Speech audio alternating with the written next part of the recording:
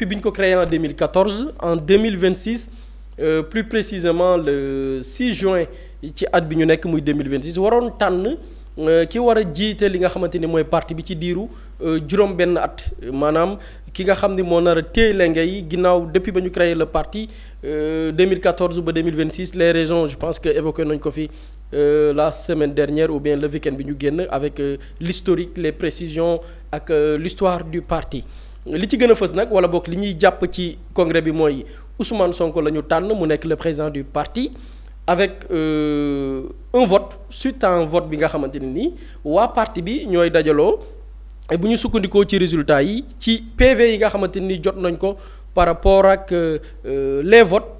jot nañ lu toll ci 598 PV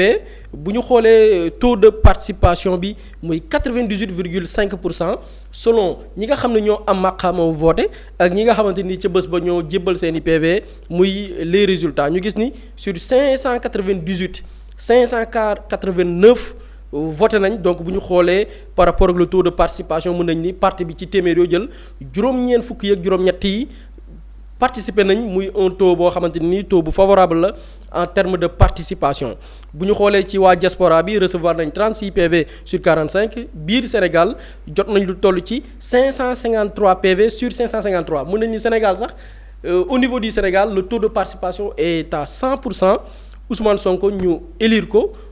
fal ko président du parti PASTEF parce que vote bi moom rek moo nekkoon candidat après dinañ ñëw ci le processus c'est très important mu amoon le candidat Sonko ak un bulletin boo xamante ne nii muy bulletin blanc maanaam mu nekk un vote Ousmane Sonko gagné ko ci 589 voix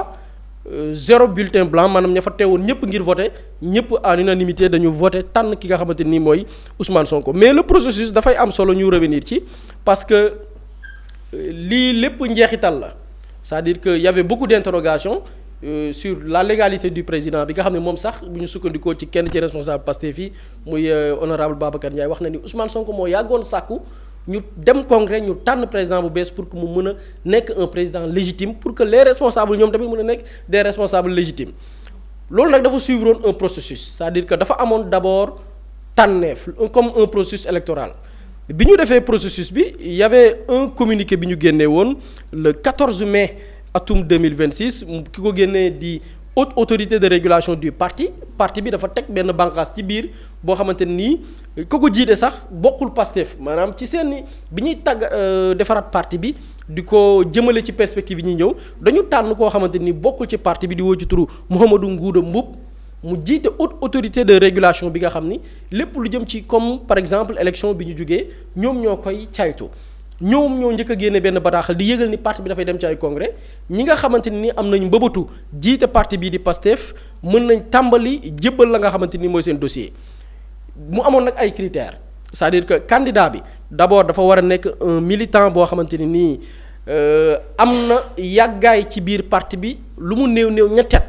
maanaam koo xam ni bi mu nekkee ci parti bi léegi lu mu néew am na ñetti at ci critères la bokkoon candidat bi aussi war na am tamit lu mu néew le 25 ans balaa ñuy yegg ca jour vote ba beneen critère bi muy ñetteel bi militant bi bëgg a nekk candidat jiite Pastef tamit di cotiser maanaam di génne ci xaalisam di cotiser par rapport ak liy doxal parti bi donc loolu lépp ci critères yi la bokkoon en amont bi loolu amee am ñu déposer ba parti bi recevoir ay candidats parce que ce n'était pas seulement Ousmane Sonko qui était candidat amoon na ñeneen ñoo xamante ni amoon nañu bëbatu jiite parti bi haute autorité de régulation bi génnewaat beneen communiqué ne mboolem candidature yooyu noonu maintenant Ousmane Sonko moo respecté critères yi ñu lim maanaam koo xam ne nii yàgg na ci parti bi moom on parle pas de 3 ans mais on parle depuis l'existence du parti ci ñu ko créé bu dee le critère 25 ans au minimum remplir na les critères bu dee cotisation il était à jour par rapport ak ses cotisations donc moom bi ñu njëkkee premier communiqué bi ñu njëkk a génnee moom candidature am amul benn benke-ñenke mu am ci ñeneen ñoo xam ni kenn dafa retirer candidature am ne moom dafay mujj jàppale Ousmane Sonko am ñeneen ñoo xam ni daaw ñu cotiser ci biir parti bi ñoo ci ëpp sax am keneen koo xamante nii ci fichier yi ñu war a remplir muy les lettres la lettre de demande ou bien la lettre même bi nga xam ne mooy fësal la nga xam ne mooy sa candidature jébbalu ko ñu mayaat leen délai pour ñoom ñu rectifier li nga xam ne moo leen manqué waaye ñu gis ni diir bañ leen may rectifier wuñ la nga xam ne mooy erreur yi nga xamante nii observé nañ ko finalement ñu génnewaat beneen communiqué dina y a qu'un seul candidat boo xamante ni candidature am c'est recevable et c'est Ousmane Sonko.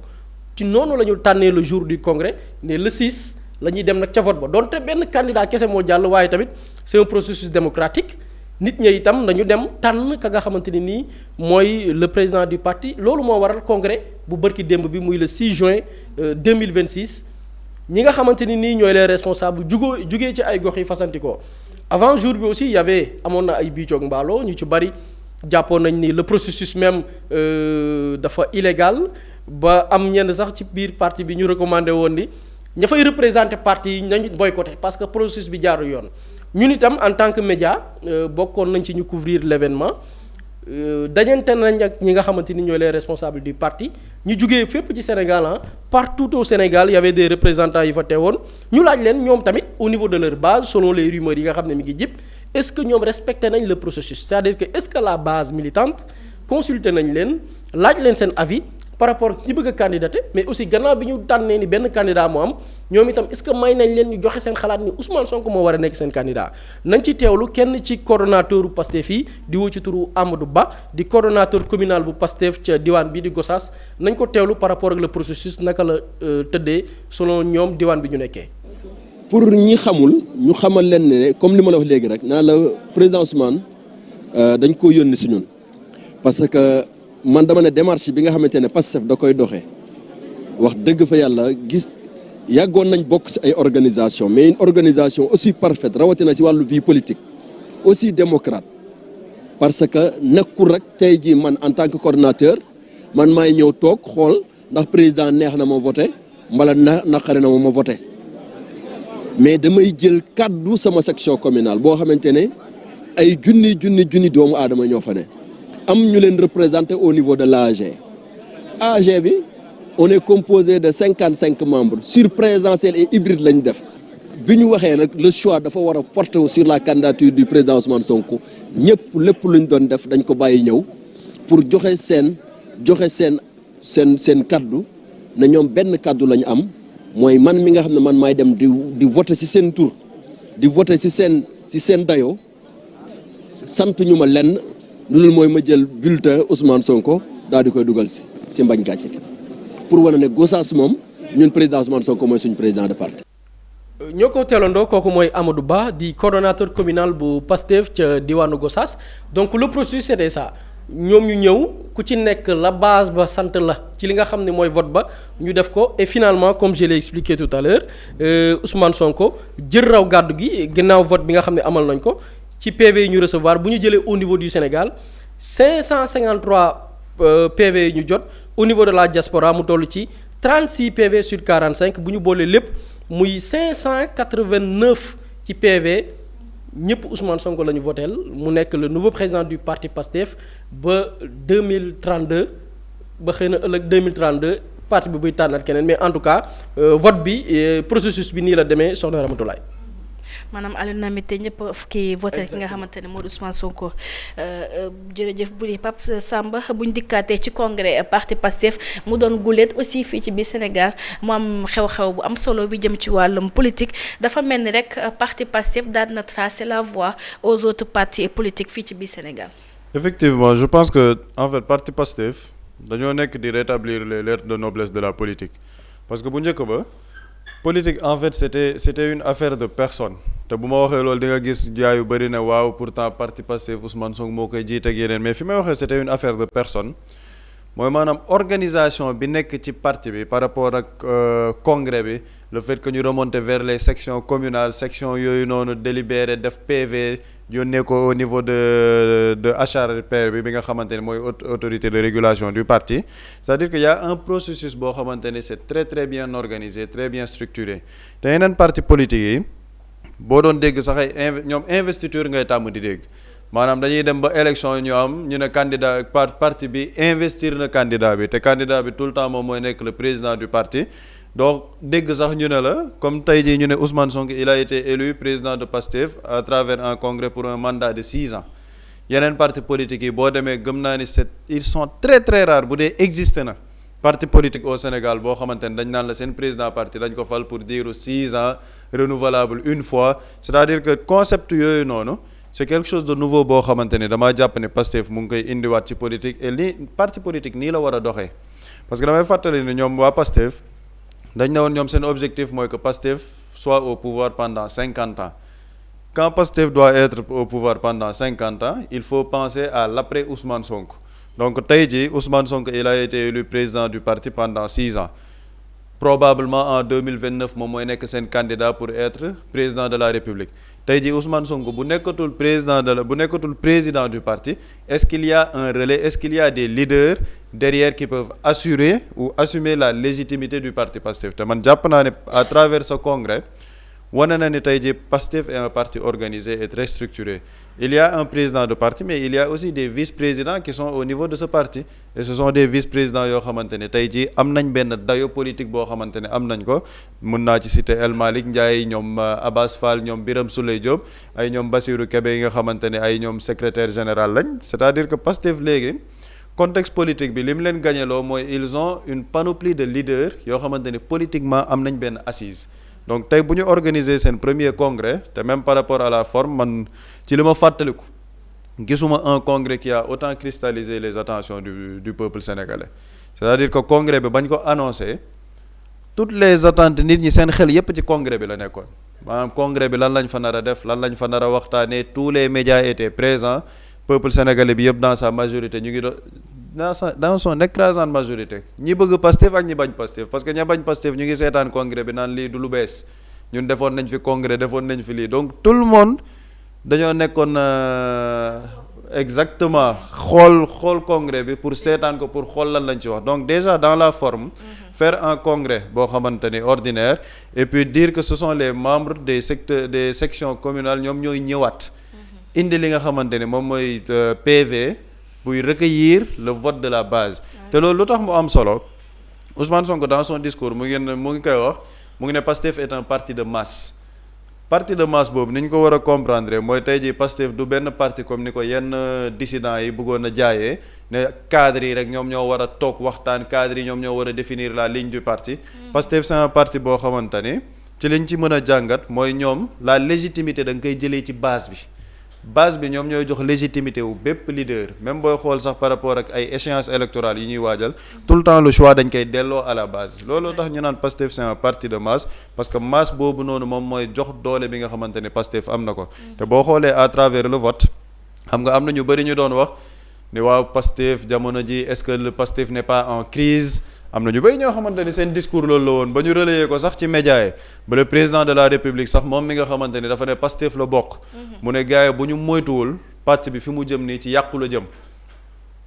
man nag ma gis ne vraiment contrairement à ce que le président a pu penser ak ñenn ñi nga xamante ni loolu la ñu wax au contraire Pastef a été beaucoup plus renforcé par la situation actuelle te tey jii le leadership de Ousmane Sonko qui a été aussi contesté par certaines personnes naan ay dañuy def un messianisme ak yooyu mais justement aujourd'hui ce leadership a été confirmé avec un vote à l'unanimité te du doo xamante ne xam nga Sénégal nag dafay toll foo xamante ne gars yi dañuy bëgg tuur lëndëm wala gis nga parti Pastef ba ñu ne dañuy def candidature yi maanaam les personnes qui se pensent pouvoir diriger le parti ne kaay leen ngeen nekk candidat pour la présidence du parti gis nga ba ñu annoncé loolu gis nga parti politique li am solo mooy militant yi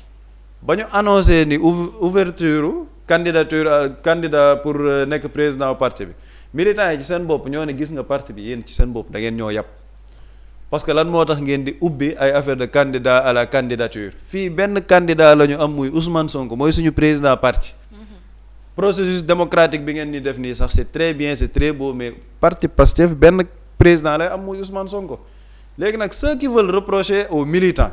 ñoom ñu ne ñoom dañoo tànn Ousmane Sonko mais c'est sur quelle base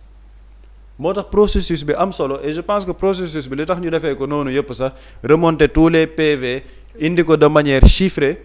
c'est pour montrer la légitimité de la procédure du processus électif pour que tey jii Ousmane Sonko ñu ne il est président du parti mais ça ne souffre d'aucune entorse démocratique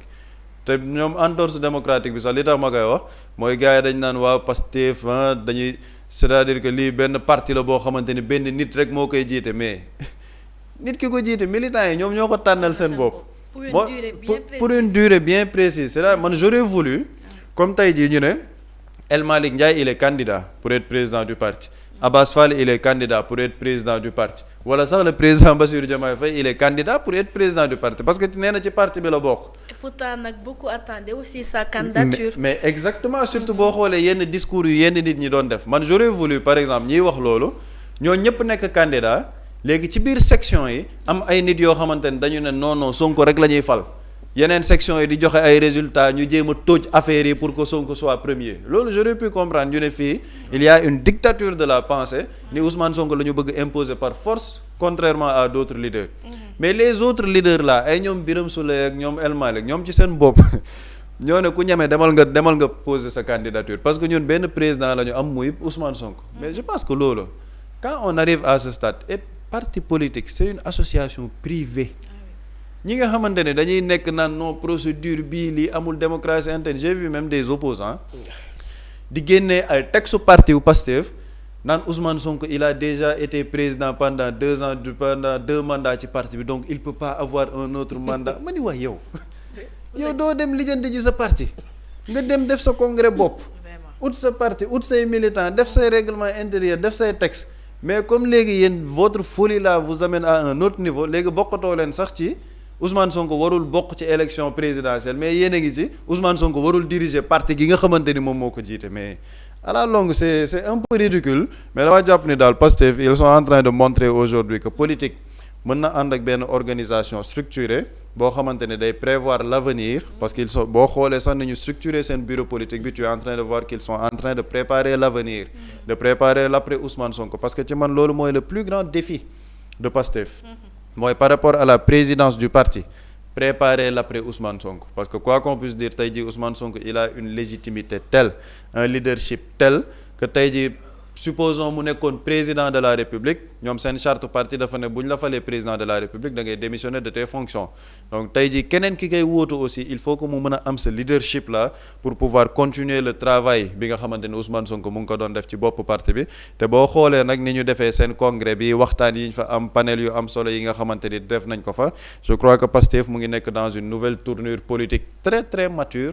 très organisé boo xamante ni prévoir nañ avenir bi et je crois que Ousmane Sonko président de Pastef loolu moom leneen moo doon bette waaye je crois que c'est juste la confirmation de sa légitimité populaire. jërëjëf Pape Samba buri ba tey bu ñu desee ci li nga xamante ni moo di congrès boobu kon ni ma ko waxee Pape Samba ñu ngi doon xaarandi sax ki nga xamante ni moo di njiitu réew mi ak ses derniers sorties mu daal di présenter li nga xamante ni moo di candidature bi waaye mu jëw ñu ko gis wala sax moom ñenn ñuy woowee seen lieutenant sax ñoom daal di présenter li nga xamante ni moo di seen candidature lu ci mel ni àjjuma soog li di mel waaye ñoom ñëpp gisuñu ko lu dul nekk ci réseau yi à chaque fois avec des sorties yi nga xamante ni amul benn apport li di parti bi di parti Pastef. Ouais, man je pense que leur présence même nit ñi doon nañ ko xaar parce que je donne seulement quelques chiffres yi ma xool congrès bi ñi ci participer c'est-à-dire ñi nga xam ne ils ont reçu des invitations officielles ñu marquer leur présence ils sont au nombre de 2000 congressistes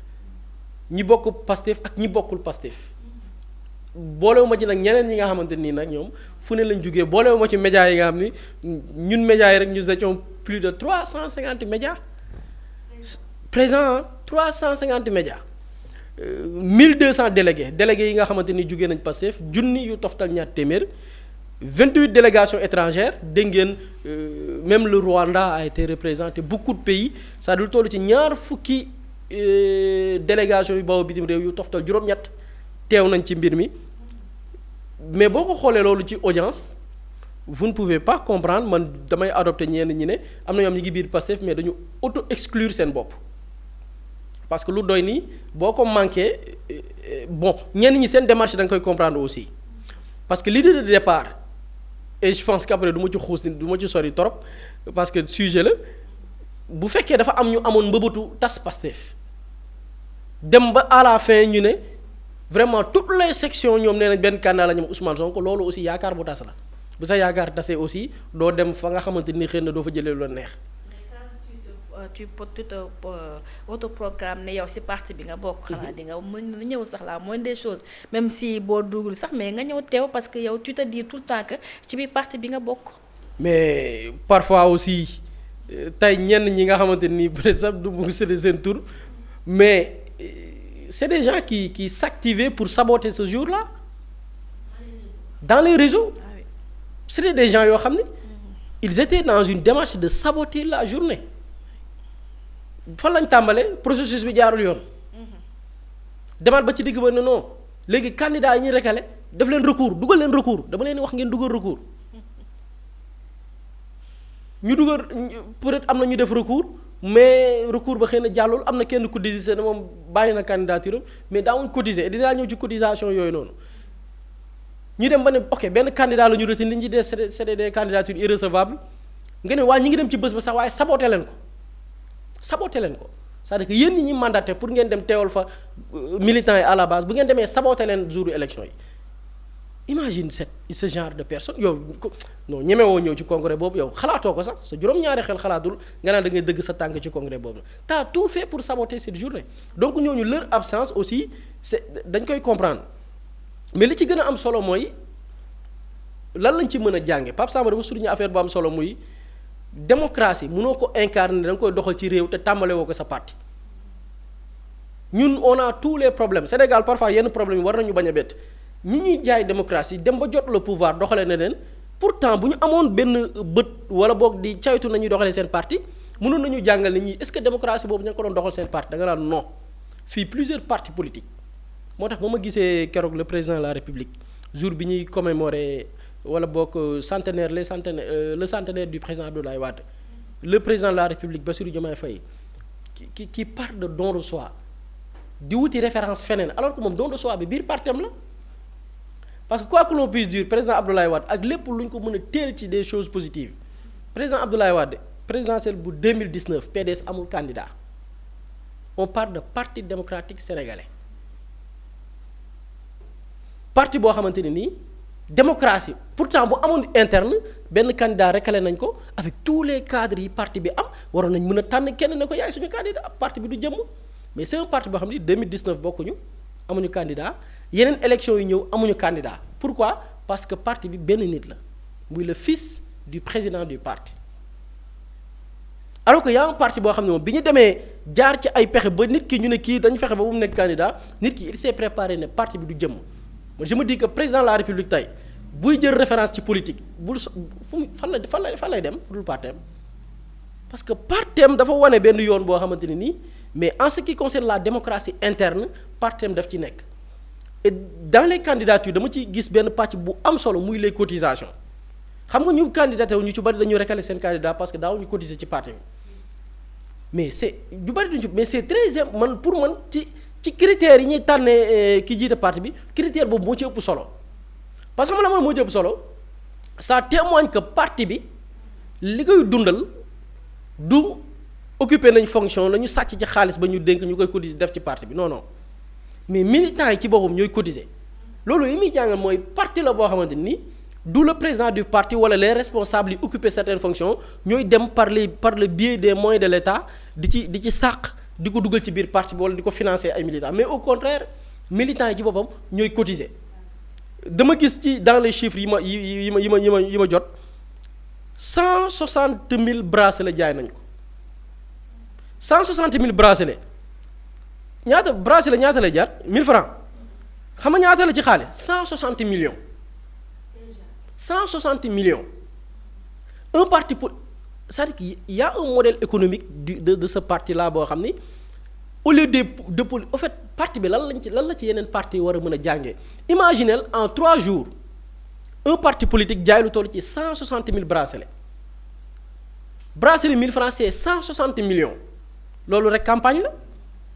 loolu dafa war a jàngal yeneen parti que ni un parti politique warul dundee des moyens de l'État